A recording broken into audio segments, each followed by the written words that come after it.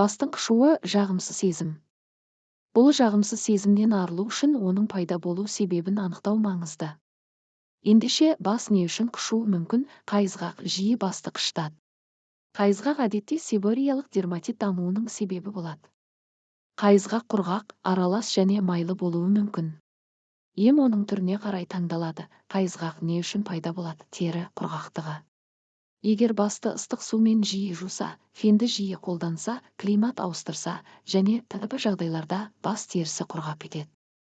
Қышығаннан бөлек адам басын жуып болғаннан кейін терісі тартылып тұрғандай сезімде болуы мүмкін.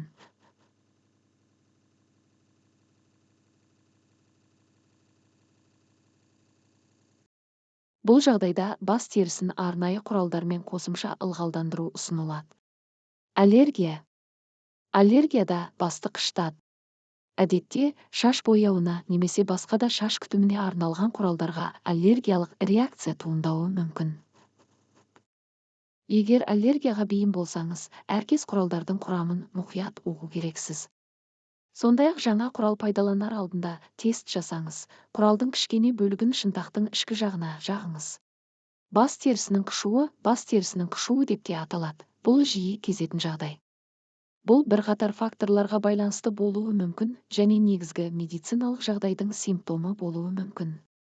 Кейбір жағдайларда қышу қабыршақтанумен, қабыршақты дақтармен, соққылармен және тіпті шаштың түсуімен бірге жүруі мүмкін.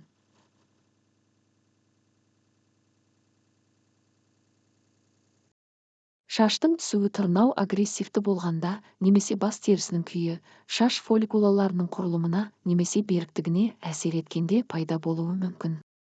Бас терісінің негізгі күйін емдегеннен кейін шаш әдетте қайта өседі.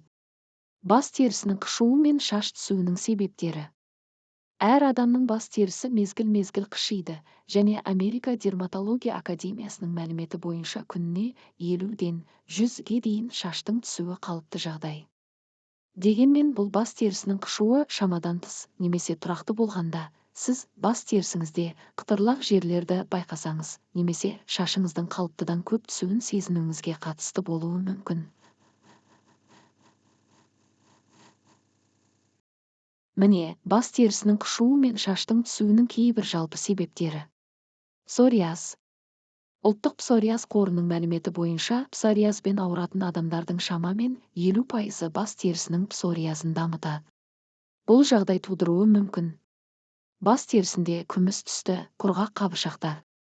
Қабынған бас терісі.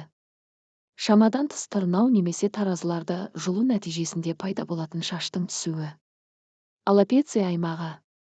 Бас терісінің қышуын және қышынуын тудырудан басқа, аллопеция арета шаш шоғырының түсуіне әкелуі мүмкін. Бұл таздың айналмалы дақтарына әкелуі мүмкін. Бұл жағдай иммундық жүйе сау шаш фолликулаларына шабуыл жасағанда пайда болады деп саналады. Көбінесе бұл бір типті қант диабеті немесе ревматоидты артрит сияқты басқа аутоиммундық аурулардың отбасылық тарихы бар адамдарда кездеседі. Тения капиті. Бас терісінің сақинасы деп те белгілі, тения капитис, бұл шаштың білігіне терең еніп, қышу мен шаштың түсуін тудыратын саңырауқұлақ инфекциясы. Инфекцияға жауап беретін саңырауқұлақтардың түріне байланысты шаш бас терісінің бетінде немесе дәл үстінде үзіліп шаш түтіктерін қалдыруы мүмкін. Инфекция өте жұқпалы, көбінесе жас балаларда байқалады және сонымен қатар жүруі мүмкін. Көтерілген, құрғақ, қабыршақты бөртпе. Бас терісіндегі қара, бұдырлы нүктелер. Аллергиялық реакциялар. Ауыр жағдайларда шаш бояғыштары сияқты заттарға аллергиялық реакциялар бас терісінің қабынуын, қышуын және шаштың түсуін тудыруы мүмкін. Eastern Dermatology журналында жарияланған бір зерттеуде дейін зерттеушілер анықтады 1% субъектілерінің шаш бояғыштарында кездесетін жалпы ингредиент парафенилендименге (ПП) аллергиясы болды. ПП сезімтал адамдарда қатты шаш түсуін тудыруы мүмкін. Қабыну және қышу қателіктердің шағу айналасындағы бас терісінде де пайда болуы мүмкін және бөртпе немесе аллергия сияқты көрінуі мүмкін.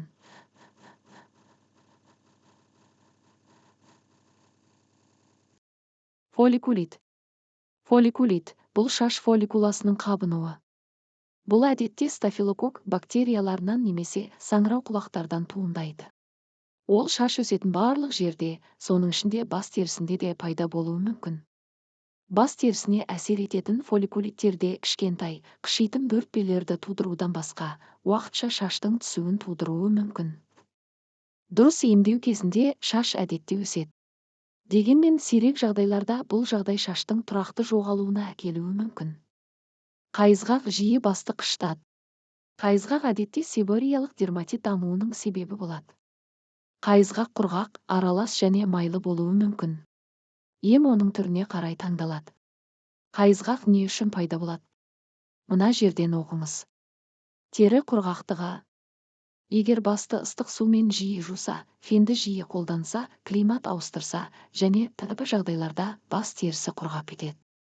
Қышығаннан бөлек адам басын жуып болғаннан кейін терісі тартылып тұрғандай сезімде болуы мүмкін.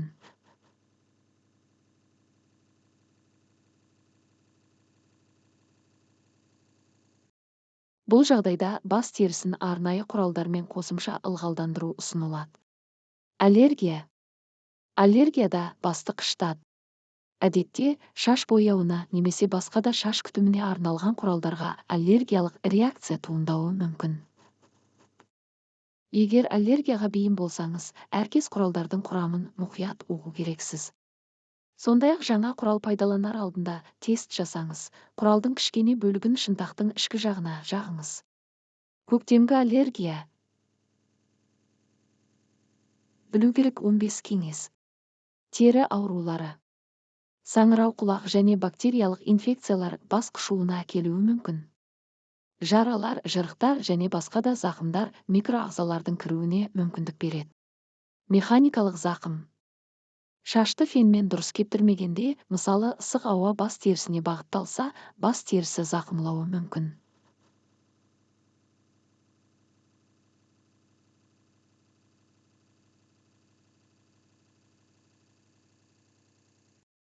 Сондықтан арнайы қорғаныш құралдарын пайдалану және феннің ыстық емес режимін пайдалану ұсынылады. Бас терісін бас киімде зақымдауы мүмкін.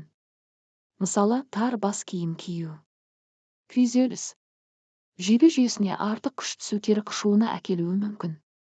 Бас қышуының себебі күйзеліс екенін білдіретін бір белгі, ол бір уақытта пайда болып жоғалады.